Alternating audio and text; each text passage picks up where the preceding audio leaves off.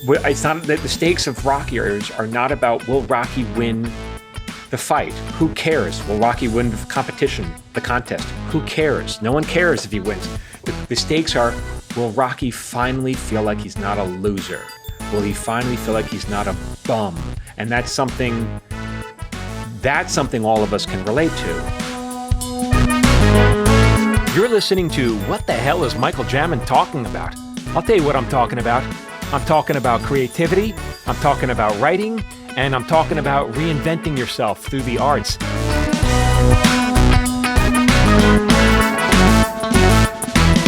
Hey everyone, welcome back to another episode of What the Hell is Michael Jamin Talking About? Well, today I'm answering questions. Phil, I'm back here with Phil Hudson. Hey Phil, what up? So I do these webinars every 3 weeks, and I try to answer questions during them, and we don't have time to get to all of them, so I'm going to be answering them right now. And Phil's going to feed them to me. That's right. He's going to baby bird them to me. He's going to chew them up and dip them into my mouth. I'm going to spit them into your mouth, regurgitate them. Love it. Yeah, but you guys know the thing. We've been doing this for 2 years now, so we've got plenty of these episodes in the can. Questions came up. We're going to dive into them. Again, some of these things that were asked, we're not going to go over, Michael, because we've talked about them 1,000 times. Yeah. But there are always some of those things that are still being asked that worth talking about a bit. So we'll go through them. I've broken them up into kind of categories just to make sure that it's easy to get through. Just be warned, there are a couple questions about your course in this one that I thought were worth bringing up. Because that was a lot of the questions that came up in September. So let's do it. All right, let's dive into craft. Yeah. Michael, Dr. Adam wants to know, and these are YouTube usernames for anybody interested. Yes, doctor. What can I help you with? Dr. Adam wants to know, how important is it for someone else to edit your writing?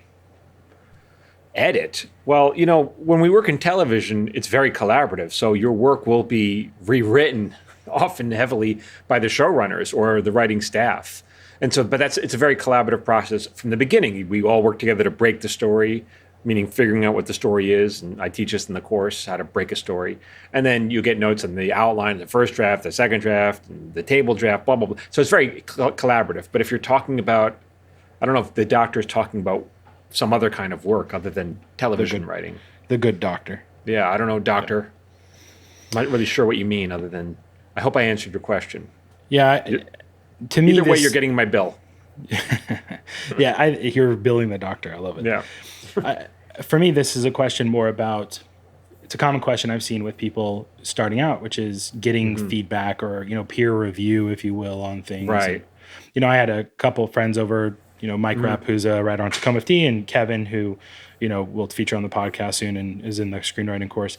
They were over football, and we talked a lot about this kind of stuff in writers' room stuff because they both work in writers' rooms, and that kind of like getting notes from peers, even outside of the writers' room at our level. Like Kevin and I have probably spent 40 or 50 hours on Zoom now giving each other notes on screenwriting. Right. That's incredibly helpful.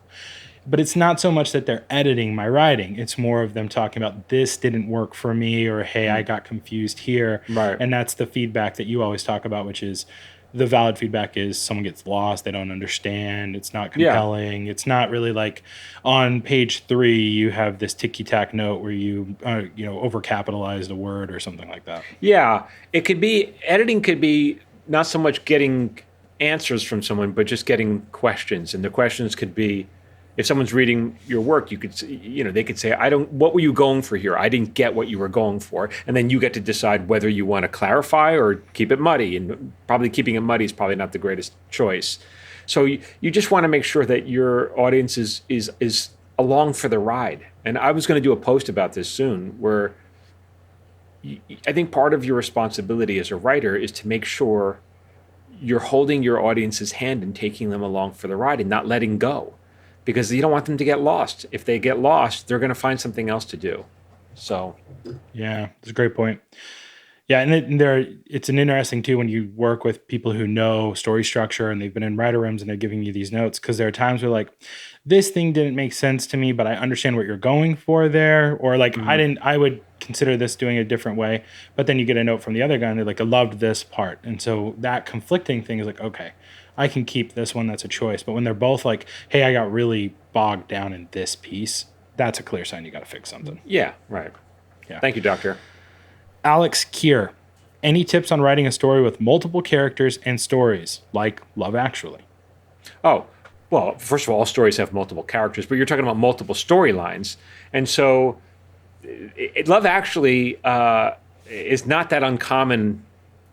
It's really it's a fun movie, but it's not that uncommon. You're basically just having multiple storylines, and all the storylines are united by this one thread, which is love during Christmas. That's it. And there's different types of love. There's brotherly love, the way the rock star character had for his manager. What was that guy's name? But there's brand new love, the way the two characters who met on the porn set. That's like an awkward way of meeting. Then there's other romantic love between a couple that's been married for a long time. And that was Emma Thompson's character with Alan Rickman's character. Then there's love, new love, upstairs downstairs love, which was what's his name? Hugh Grant. Come on, Hugh Grant. Thank you. Hugh Grant's character. I don't remember her name, but because he was the prime minister and she was the lowly chambermaid or whatever she was, supposed to be. And then you have another love.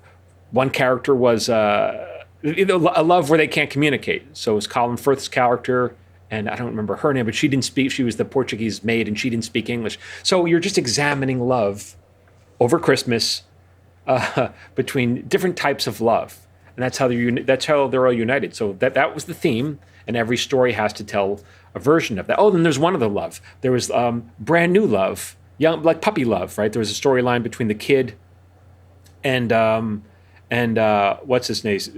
He was like the young kid and his stepfather, Liam Neeson, and he's trying to coach him into. Wasn't that in Love Actually, or was that something else? I have never seen Love Actually. So you got to watch it. Yeah. So. Yeah, so those are my tips. So that's it, and you're just kind of integrating. You're just integrating these various stories. So each one can stand on its own. Each story can stand on its own, and you're probably. If I had to time it, I would imagine that most stories. There was one other. There was Unrequited Love, where the guy had a crush on his best friend's new wife, Keira Knightley, and so all different kinds of love. And I imagine if you took a stopwatch and you timed out each storyline, you'd get to, they were all approximately the same amount of weight in terms of screen time. That's it. And if they weren't, I imagine it's because some of the stories got cut down because they weren't quite as compelling on camera as they were when in the script. So, yeah. But I talk about this a lot. Maybe I should do a breakdown in the course of Love Actually. I talk about this. People love that. You brought Love Actually up in stuff in the course, so I did. Okay, maybe I already talked about it. Well, I don't think you've done a case study. And for those who are unfamiliar, Michael has these awesome case studies in where you'll talk about, movies you love like Amelie, and you'll talk about, I think you do Rocky, Ferris Bueller's Day Off, Castaway, just looking at films and TV shows and kind of breaking them down for story structure and talking about what works, what doesn't, and then you also hypothesized this, I imagine, got cut in editing because as a writer, there's a thing here that could be here or was missing. There's a scene that I think that was missing from Love Actually that I imagine they shot, but they just cut it for the sake of time. Yeah, but I think it would be worth doing that. I think the members in the course would be pumped to give another case study. Yeah, but there you go. Take the course if you want to learn more. It's a good question. You hit on something that you talk about in one of your webinars that we're going to be putting back into kind of the cycle because people really liked it, which is how do professional writers create great characters? Yeah. Right? And there's this nuance you talked about in the September webinar that became a full webinar, and it's about how you pick your characters. So I'll leave that a bit nebulous. So anybody who's interested in that, come attend the next webinar. Yeah, please do, because they're free. And the next one I'm talking about either character or story structure. So when this podcast drops, it'll be like tomorrow, literally tomorrow. That's going to be the podcast that we're talking, the webinar we're talking about. And you can sign up at michaeljamin.com/webinar to get notified. Yeah. Cool. Leanne Allen, how important is it for the goal to be broadly relatable? Well, it's very important. I mean, the goals should be hugely important to the character, and it should be something that we could all hopefully relate to. I mean, if the goal is redeeming yourself in your mother's eyes, that's very relatable. If the goal is I don't know, if the goal is winning first place in a contest, who cares? It has to be more than that. It has to be more relatable than that. Like I don't like, to be honest, I don't really care about winning contests. So I don't really care if your character wins a contest. But if winning the contest is a way for this person to finally feel good about themselves in their lives because it's validation, because they're a loner, and because no one's ever looked at them twice, and winning this contest is a way of them being able to hang their head up high publicly, that's a relatable goal, understand? But winning a contest in itself, who cares? Yeah, and that's the value of what you teach in these webinars and in the course is the difference between plot and story. Yeah. Plot point would be they have to win this contest. The story is like, why? Why does this matter? Why? How is this going to affect them? You know, it's the internal need versus the external need. Winning the contest is the external, but the internal is the reason we watch it, and that's the relatable piece. Yeah. Yeah. So, awesome. Desmond Bailey, how do you not front load the pipe? Oh, well, boy, I talked about this a lot. I wonder why they're asking this. And just to clarify, like for people, this will be helpful. These are questions directly coming from the chat in the webinar when people are asking questions, and they're questions we didn't get to in the Q&A portion of the webinar. So this is something you had related to, or they're citing something you said in the webinar, which was, don't front load your pipe or don't be piping. So maybe explain pipe and exposition to people. And so pipe is what we call in the business, we call it exposition. So it's all the stuff that you need to know. It's the background story. It's the story before the story begins. And generally, it's boring. Like pipe is just like something you need to hear. It's not you want to hear. You don't want to hear. You need to know to understand the characters.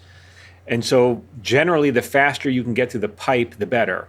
Or you have to be artful about the pipe. So here's a bad version. You know, you'll watch a show and you'll say, Susie, you're my sister. Why would I ever do that with you? You're my sister. Like a character would never tell another character, you're my sister, right? That's pipe. And because that character, she knows we're sisters. Frankie, we've been best friends for 18 years. Like Frankie knows this.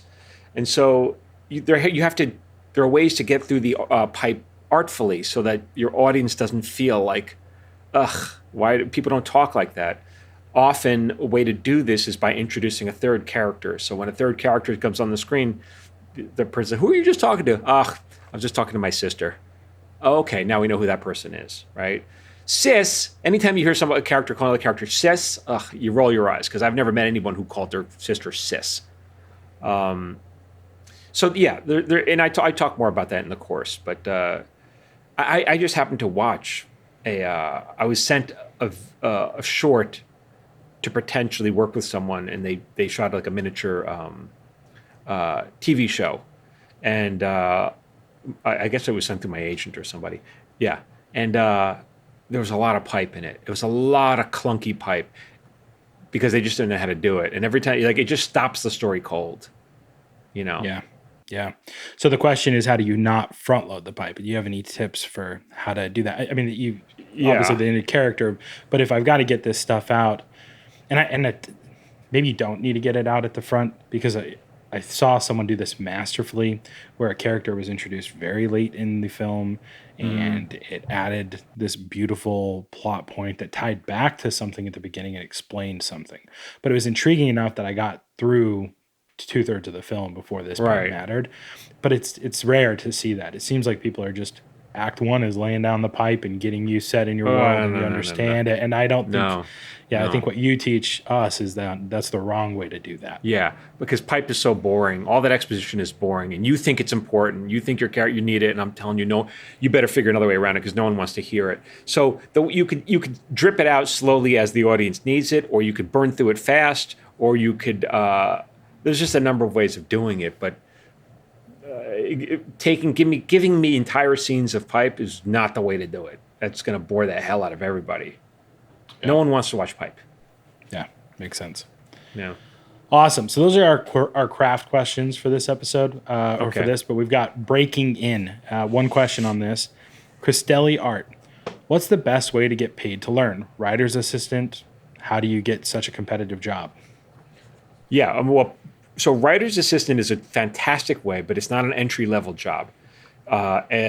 because you have to know how to do it. I've talked about this before. I'm not qualified to be a writer's assistant. I don't really know the ins and outs of the job, even though I've been a showrunner several times. So the way you learn how to be a writer's assistant is you start off often as a PA, production assistant, and you hang out with the writer's assistant. You ingratiate yourself, and you ask, "Hey, can I watch you work?" And then you learn how they do it. And then hopefully that writer's assistant falls deathly ill, and you take their job away from them. And that's how you do it. Because then once you're in the writer's room, that's the best way to get paid to learn, because you will learn so much that you'll get lost. And so it's a long process, but yeah, that's a wonderful way to do it. Yeah, and if you're a writer's PA, we've talked about it on the podcast many times. You still get to learn. Like, you're sitting outside of the room within ear. So if they need something, they call you. So you're sitting outside the room, listening to them break the story and tell jokes. And I had this moment where Kevin Heffernan walked in one time, and he's just like, and I was still really new. It was maybe a month into me being a writer's assistant. So this is the showrunner for people who don't know. And he's like, "How's it going? You watching a lot of shows?" And I was like, "No." And he's like, "Man, why not? You're sitting here all day." And I was like, I'm just writing." He's like, "Good for you." And he just walked away, right? Because that's what most people do, is they get in that room and they sit there and they just watch Netflix, or they just they do something. But I treated it, and this is probably because of advice you gave me from what you did, is that is craft time. You're sitting down, you are writing. So when they're breaking stories, I'm listening to how they're breaking stories. I'm listening to pitch things. When they're not in or somebody's out, then I'm working on my stuff. It's just taking advantage of every moment. I learned this from my first roommate when I moved out here, because I had one of these PA jobs and I was not happy with it. And he's like, "Just think of it like you're getting paid, because there's a lot of downtime. Think of it like you're getting paid to learn how to write." And I was like, "Okay, you're right. You're right about that." So in that downtime, I just started, and then of course you could read scripts, you could talk to writers, you could ask them, "Why did you make this change?" You get to talk to people, and they'll give you little tips, hopefully.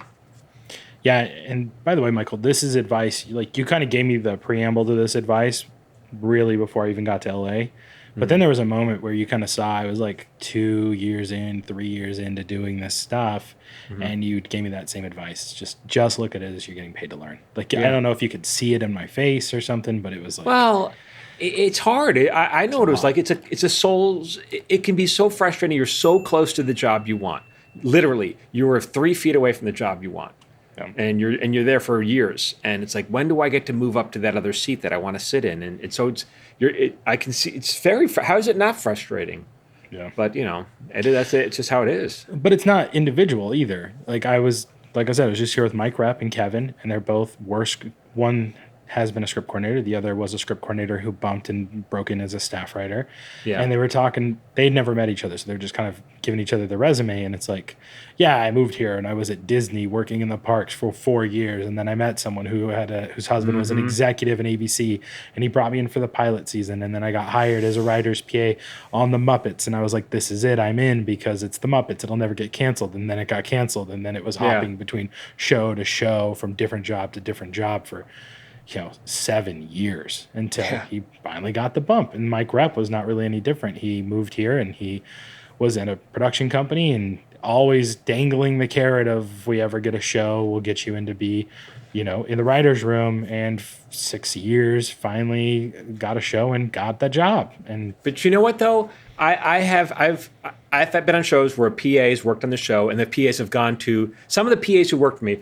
One is big in Chuck Lorre's world, so he's like a co-exec, and he's directed several episodes of Sheldon or Big Bang, one or the other. And the other one has done a lot of Sunny. It's Always Sunny in Philadelphia, and another one is co-executive producer of Bob's Burgers. And these are all people who started off as PAs underneath me. Okay, and so that's where they are. So it's like, it's just a process. It's a process. You got to hang in there.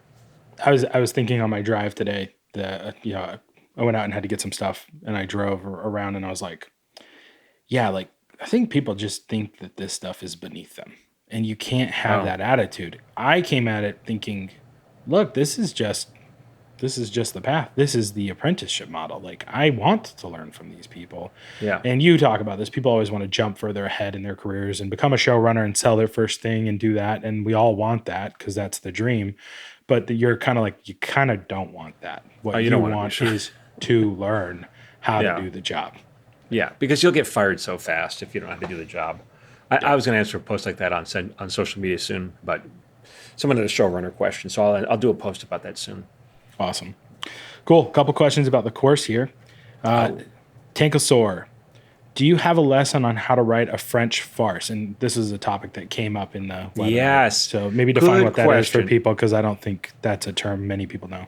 A farce is like, like Three's Company did a lot of farces. Frasier did a lot of farces. So it's a lot of slamming doors, people overhearing things, misinterpreting things, and only hearing half the conversation and assuming that person wants this thing. And it's a lot of doors slamming and just people crossing and misinformation.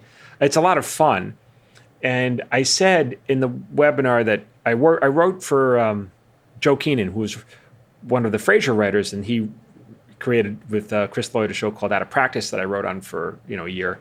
And Joe is brilliant at writing farces. I don't know anybody better.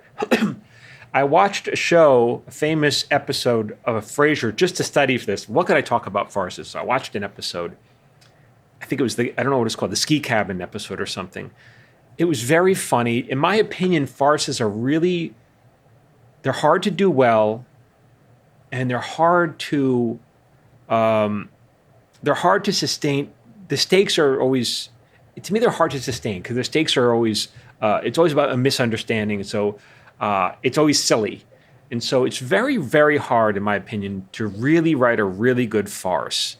And I wouldn't necessarily start there if that was what your goal is. I'd start writing something a little easier because, I don't know, it is hard, and they're a little tortured, and that's okay. But I don't know. You're asking me like, how do I hit a grand slam? Well, let's talk about how to get on base first. Yeah. And the question was, do you have a lesson on how to write a French farce in the course? Yeah, there isn't. No, and I thought about after I watched that episode of Frasier, I go, maybe I should do a lesson on that. And then I watched it, I go, no, I don't think I should. I think it personally, I just think it would be a mistake because you're going to send all the hundreds of people in your course down a rabbit hole of writing French farces. Yeah. And they're going to get lost in that, I think. Yeah. And there's no demand for it. And like I said, I think it's just, don't start there. Yeah. Don't start there. Look, shiny object syndrome, right? We find something new and that's what we want to do. And then the reality is you got to focus on the fundamentals. That's all that matters. Yeah.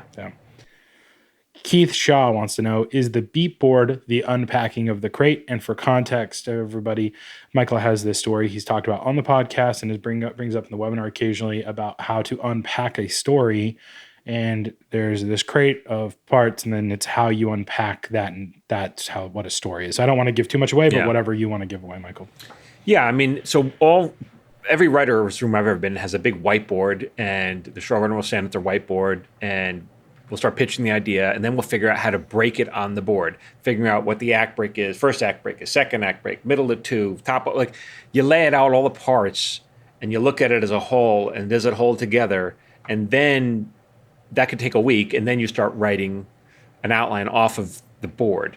So when they say the analogy I talked about unpacking a crate, it's similar to what the beat board, a board is. It's the whiteboard is. It's like what's the order in which we're going to unfold all the unpack the elements of the crate to tell an engaging story.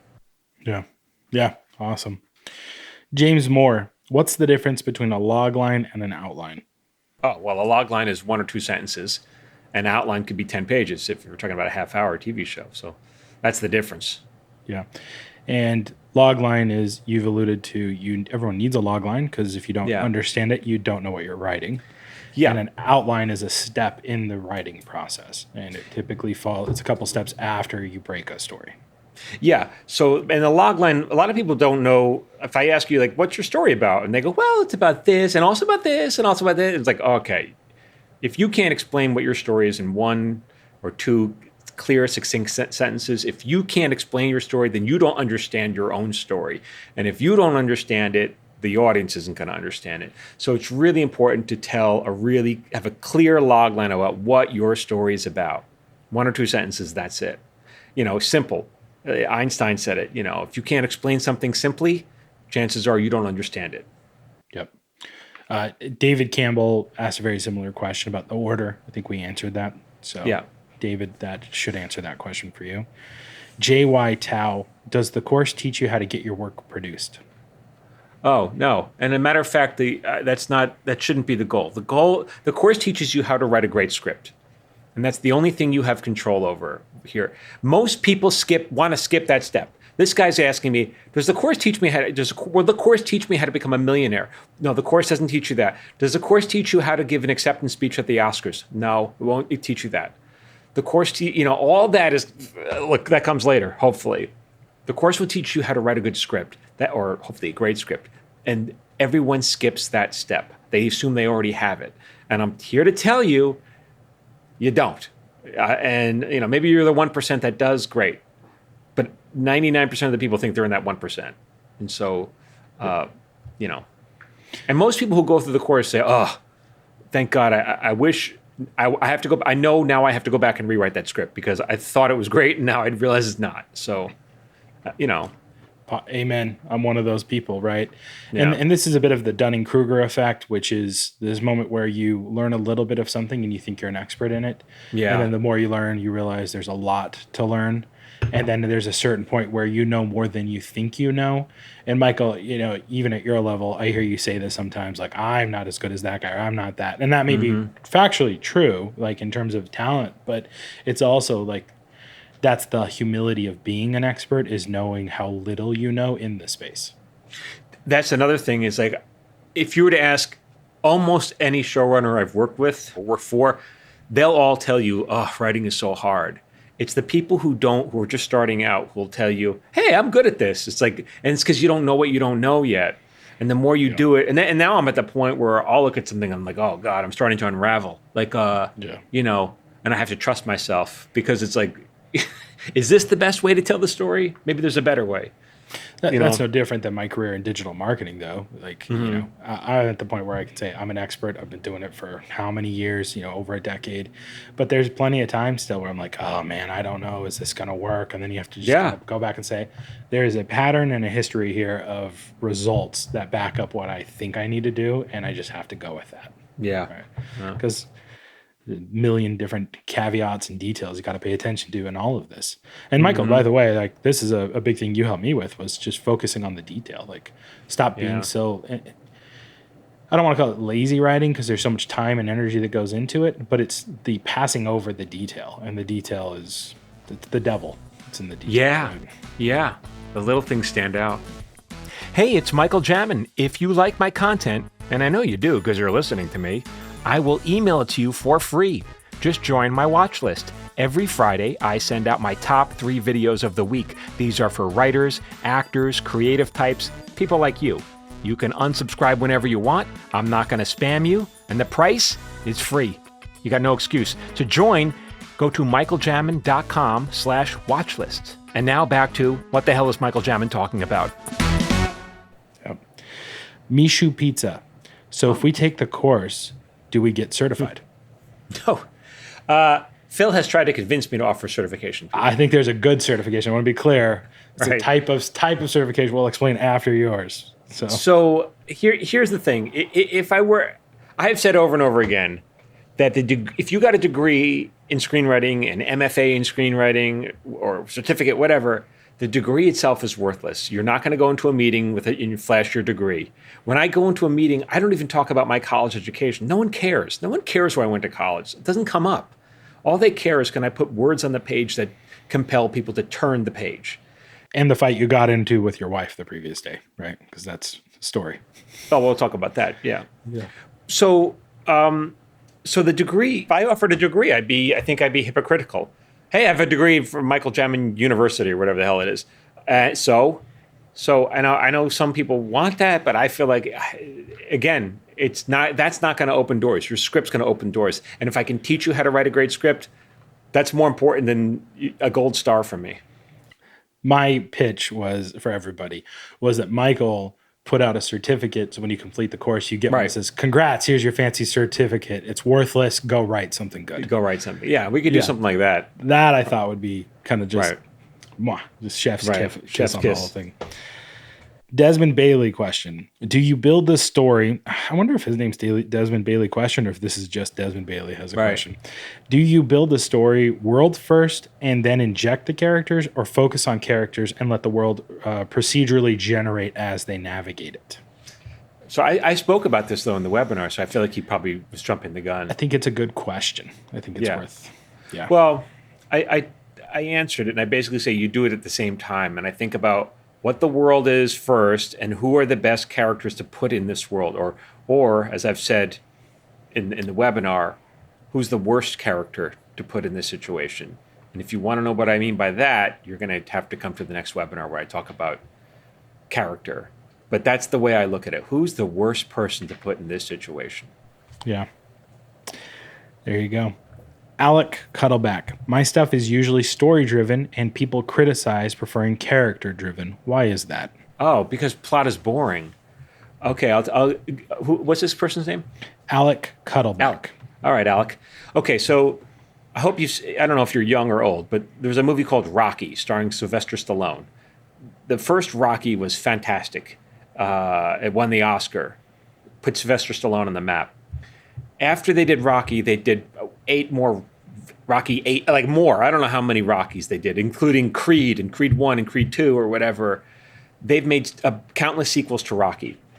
Every single Rocky has the same exact plot. You put someone in a boxing ring and they get the shit kicked out of them, and then maybe at the end they're alive. So the plot itself for Rocky, and most of the Rockies are not considered great. Only one won the Oscar, and that was the first one, even though the plot is virtually identical. So the difference between Rocky 1 and Rocky 100 is the story. One had just an amazingly compelling small story, and the other ones lacked that. And so what this guy's Alec is talking about is, it sounds like he's just I got a lot of plot. Well, who cares? The plot is not the good stuff. I mean, you got to have a good plot, but it's the story the story is what makes people cry. And if you want to know the difference between plot and story, you have to come to my next free webinar because it's an hour-long discussion. So, Yep. you know. Excellent. Cameron Billingsley. How do you know you have drawn out the anticipation enough? Like when you're building anticipation in your storytelling. Well, I wonder if the person's talking about any kind of reveal, or I guess we don't really know. I think this was specifically tying back to the crate, unpacking the crate. Oh, okay. Well, how do you know? It's like these moments have to be built to. Anytime you have a big reveal or a moment in Act 3, whatever it is, the big fight scene, the fight scene in Rocky or whatever, you have to build to it. And it's literally like putting the steps on a pyramid, and then you get to the top. And then if you skip a step, or if each step doesn't build, you're not going to get to the top of that pyramid. And the top is the view. The top is everything. And so how do you know? Well, that's the process of writing is taking your audio. Like, how do you know when you've built the anticipation? That's all of it. Like so if I were to write Rocky, I'm thinking in my mind, I'm building to the moment at the end, when Rocky's getting the shit kicked out of him. Boom, time after time again by Apollo. And he keeps getting up, and he keeps getting up. And I want to build to that last moment where they're both down on the mat, or what, I don't remember which Rocky it was, but when the fight's almost over and Rocky's on the mat and he stands up again. This guy won't go down. And that is, well, even thinking about it, I get chills. But you have to build to that. Yeah. That's what you're building to, which is a guy who will not quit. And why is it so important when we talked about earlier in this podcast? It's not that the stakes of Rocky are not about, will Rocky win the fight? Who cares? Will Rocky win the competition, the contest? Who cares? No one cares if he wins. The stakes are, will Rocky finally feel like he's not a loser? Will he finally feel like he's not a bum? And that's something all of us can relate to, is that feeling, that self-worth And so you have to build to that. How do you know? Well, that's everything. That's, that's what Yep. you focus on. And if your scene does not help, if your scene does not add one step on that pyramid, then to build to that final moment, then why do you have it in there? Why is it in the script? The next question from Willow is, how do you know the difference between true story that should be included versus minutia and unnecessary information? I think you just answered that. Yeah, because if you don't need it, why is it in it? Why is it in there? So tying all this together, right, for people who are newer, and good recap for me, because again, you got to remind yourself of the fundamentals every day. You even talk about how you have to remind yourself, oh yeah, this is hero, obstacle, goal, like kind of that stuff. So we have a log line, and the log line helps me understand what I'm trying to accomplish with this story. But that's typically based off of a theme, and that theme, in my opinion, generally included inside of that log line, so that I understand this is what I'm trying to accomplish with this. So the log line for Rocky is, can a bum from Philly go the distance with the champ? It's not even can he beat the champ. It's can he go the distance? Yeah. And so everyone tells him he can't. He doesn't think he can. And then at the end, there's that moment when he gets up you're talking about, and Apollo Creed's like, soul is taken. Like, are you kidding me? He's still getting up. This guy won't get down. Yeah. And that's the moment where it's like, that's him getting up. And then Apollo wins. And he's like, I did it. And it's like a victory for him because this guy won't stop. And everyone's celebrating Rocky. And Rocky goes, Adrian, I did it. Right? Yeah. And I think the last line, Apollo says, there ain't going to be no a rematch. And Rocky goes, don't want one. Right? He doesn't want it. He got what he wanted. And of course, they made 10 more. But what a beautiful they all story. Stack and build. Like all of these details build, Right. like you said, you're building them to this, and all of them play off the theme and the log line. And that's why all of these details, breaking the story, outlining the story, they all have to be there. Because if you're we talk about how all these writers have different styles, and for some people it's making it up as you go, but professional writers, there's a process. You break the story and you do your thing, and then you do your outline, you do all these things. And then you do your rewrites, and many rewrites, because you're still figuring out those tiny details. But it's not like I'm going to make it up as I go, because you need plant and payoff. You need these things and these symbols almost that allude to the theme, and the theme plays throughout the whole thing. And if you're not structuring that like an architect, it's going to feel very hodgepodge, Frankenstein. And that's a note you gave me, Frankenstein together. Yeah. Yeah. So there you go. People are going to be pissed I talked to you that long on your podcast, Michael. I'll tell you, no. No. Couple more questions here. Yeah. Justin had another question. For short comedy films on YouTube, the max length is 1 minute. That's shorts. That's for shorts. Clarify. Okay. Yeah. Does short structure still apply to any length film? Curious how you would approach writing a story for a 1 minute film. This is a format question for people who are not in the know. YouTube stories are the equivalent of like Instagram Reels or Facebook Reels. YouTube Shorts. YouTube Shorts. Right. Yeah. And they are, they're 60 seconds. And in I think order there's to show up in 90, that feed, but you're saying there's 60. That's Instagram. Instagram. It is expanded to 90, but YouTube is 60, and that's what this is referring to, which is a medium on YouTube, not necessarily a cap on what you can put on YouTube. Yeah. So I would say it's really hard to tell a complete story in 60 seconds, but you could tell one part of a story in 60 seconds and then another part, another 60 seconds. Like, you could stretch it out. You might be able to tell a compelling scene in 60 seconds, and a scene should have a shape to it. But I don't think. Can it be done? Yeah, I don't think it can be done that well. I don't think anyone's going to be that satisfied. I think you need more time to get that plane up in the air and land it. I mean, but think about it like this: like, if a story is a journey, how far can you go in 60 seconds on a journey? Not very far at all. You can go to the end of the block. The view at the end of the block is pretty much the same as the view from my house. So I think you need more time. That's just my opinion now. Yeah. To see good shorts that you've recommended to me was go back and watch the Broad City original shorts that were put on YouTube. Okay. And how long are they? They can be, 90 seconds to 3 minutes, but they're not full stories necessarily. They're more kind of skits, and you introduce your characters, and we learn more about them and more interactions in different episodes of that. So it's really I never saw those. I saw the TV show Broad City, which I loved, but Okay. I didn't watch the shorts. Got it. Someone had a question.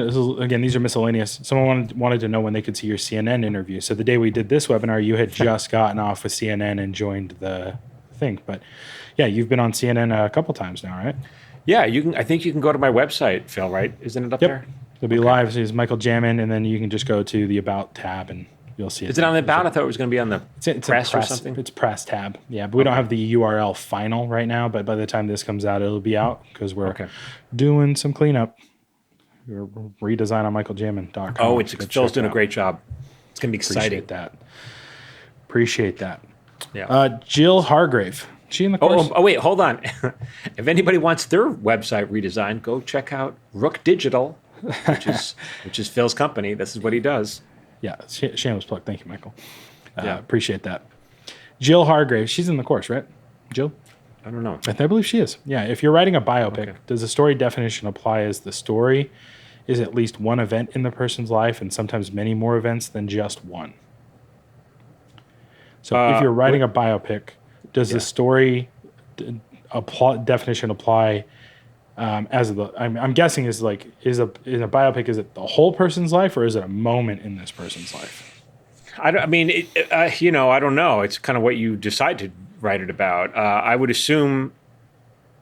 Yeah, it's what you want to decide. I've seen it both ways. You might write about JFK, the early years. And maybe you're following his life from in college, in Harvard, I think, right? And that could be a whole thing, or you could tell JFK's entire life story up until the moment he died. I mean, you could do that as well. But either way, you have to know how. And I talked about this as well. I spoke about. I really hope people come to this next webinar. I use an example of Amadeus, which is, in my opinion, the best biopic ever made. It's a beautiful movie. It's probably 3 hours long. There's an intermission. There's an intermission fucking movie. That's how long it is. And it's my wife's favorite movie, by the way. Is it? Yeah. Is it? She wants me to name one of our children Wolfgang. And I was like, come on, man. Wolfgang Hudson? I don't know. Well, I don't know. I don't know. I'm on her side. I'll let her know. She'll be pumped. Yeah. So I spoke about that. Come listen to. I hope they come to the webinar. Well, she did. She heard it where I spoke about. Yeah. You're still just telling one aspect of his life, of Wolfgang Mozart's life. You're not here. There's a lot they left out. The guy lived long. I don't know how long he lived, but the movie's 3 hours, and the guy lived longer than 3 hours. So there's a lot they left out. They only just followed this one thread of his life, and that's how you tell a story. Yeah. So don't tell. In other words, don't tell. I feel like you don't want to tell someone's life story. You want to tell one story from their life. Mm-hmm. And Oppenheimer, I think, is the very current version of that did a great job. It is building up to help us understand why this person was uniquely put in this position, why it was taken from him, and then how ultimately he got justice without having to, because of his character. Yeah, and there's a lot they left out. And I'm sure, and I think you got some criticism for that. But what are you going to do? You can't tell everything. It's you have to pick a story. Yep. Adaptation, right? It's a whole different segment of screenwriting that is brutal, absolutely brutal, because you're just cutting things and combining things, and it's just a different part of the world. Helga G, how do you deal with the other characters in your life that might not be comfortable being in your story? You don't put them in. You don't put them in. It's not your story to tell. I'm actually I'm just about to finish a wonderful book by this Canadian author, Sheila Heti, and it's called How Should a Person Be? And she, in this book, which is an autofiction, so it's a true story, she uses some of her friends as characters in the story, and she talks about the blowback she got from that, which is so interesting. I'm going to have her on my podcast soon. I don't do it for that reason. I don't do it exactly for that reason, but I'll talk to her about it. Yeah, awesome. Last question, Rob Cow, CAO. Might be Chow. I don't know. Is that Italian? CAO. because it's like Well, CIAO would be CIAO. yeah. So sorry, Rob, ruining your name. Within the last year, I've had an idea of writing a script with 2 specific actresses in mind. What do you recommend I do? Well, they're not going to do it. Just know that, right? I mean, I write for actors all the time. It's not. It's just for some having someone in my mind as a placeholder. But I don't think if they're famous, unless they're the people actors in your apartment complex, then that's fine. And they're going to be in your movie. That's fine. But if you think if it's a star, they're not going to do it. So use them as a placeholder, as a template to give you as a muse. Well, I do that as well. But I don't think I've ever written a role for someone and they actually wound up taking it. So yeah, in the Tacoma FD spec that I wrote, I alluded to a famous actor who plays this type of person. I was like, just think this person. And the comment I got back was, oh, that was so helpful. And I know you have to be a bit careful with that because you don't want to it can derail your script a bit. Actually, I want to take that back. We wrote an episode of Marin that we wrote it with Chet Hanks in mind, who's Tom Hanks' son. And we reached out to him and he took it. And I got to say, the guy killed it. He killed it. He was perfect and a really good actor. So that's awesome. And if you guys haven't seen Marin, go watch Marin. That show's incredible. That show's fun, yeah. Is there anywhere to go see because there were 2 pilots, right? There was like the first pilot and then it was a presentation, so it was only a few scenes. Got it. I don't know if I have it. I thought it was like on Prime. I think I got it on Prime originally. Wow, as part of what they were doing. I'll go check. I'll see if I still have it. But yeah, it's just a great show. Just masterful show. And I was an influential time when I was just really learning this stuff at a deeper level.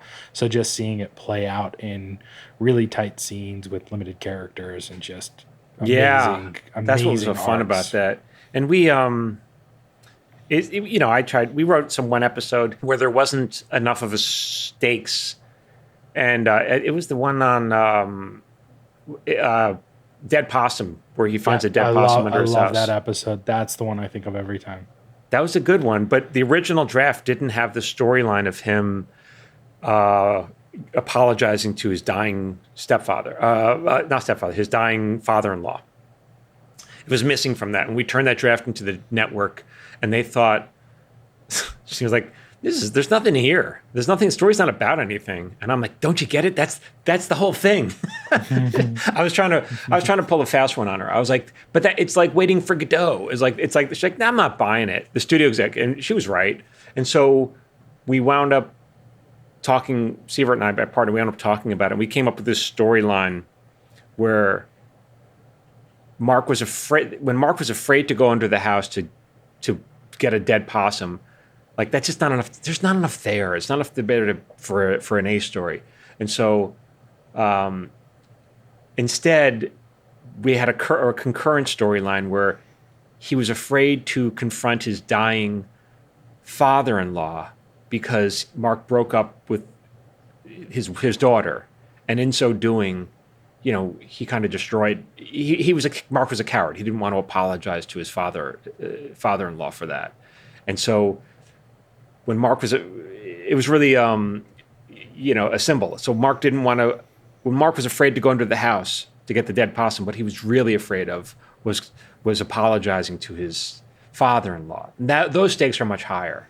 Yeah. And so those stories kind of worked really nicely together, but that was not in the original draft.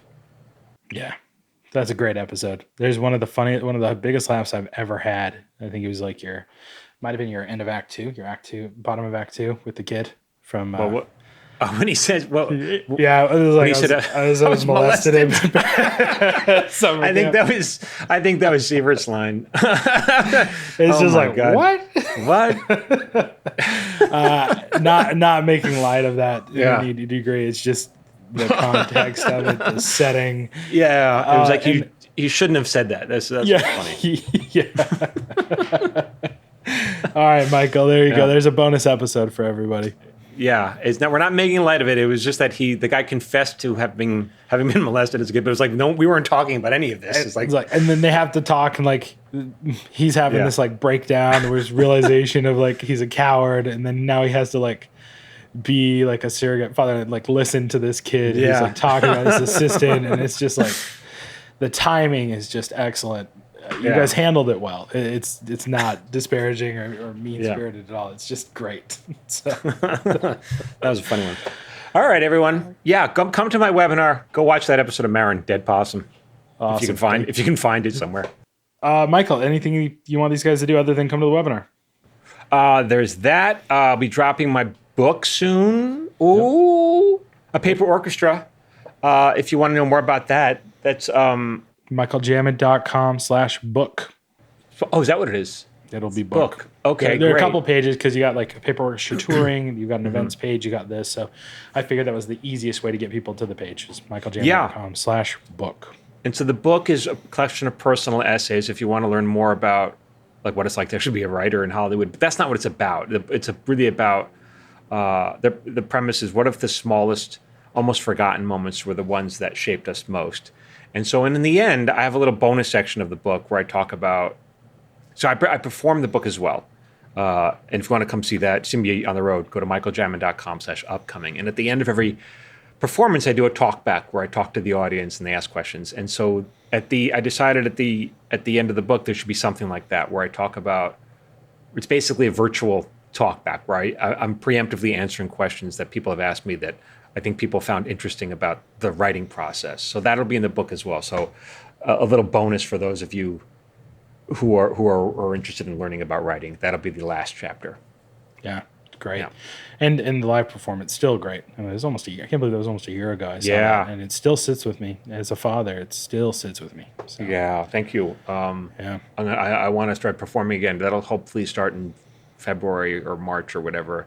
Once that book is out, we'll start performing again. Great. Yeah. Cool. All right. Michael, thank you, else? I think that's it. Get on the newsletter. We're revamping the newsletter. We've revamped the podcast. So there's more stuff, but better. Yeah. Better. Streamlined, a little bit easier to get around. It kind of outgrew itself. So we talked about that on episode 104. But yeah. But that was, we didn't know we didn't know what this was going to turn into. So we had to evolve it. Yeah. Yep. Yeah, it's a good spot. Great to be back on the podcast, Michael. Thanks for having me. Yeah, thank you, Phil. All right. Okay. Until next time, keep writing, everyone. So, now we all know what the hell Michael Jamin's talking about. If you're interested in learning more about writing, make sure you register for my free monthly webinars at michaeljamin.com/webinar. And if you found this podcast helpful or entertaining, please share it with a friend and consider leaving us a 5-star review on iTunes. That really, really helps. For more of this, whatever the hell this is, follow Michael Jamin on social media at Michael Jamin Writer. And you can follow Phil Hudson on social media at Phil A. Hudson. This podcast was produced by Phil Hudson. It was edited by Dallas Crane. And music was composed by Anthony Rizzo. And remember, you can have excuses or you can have a creative life, but you can't have both. See you next week.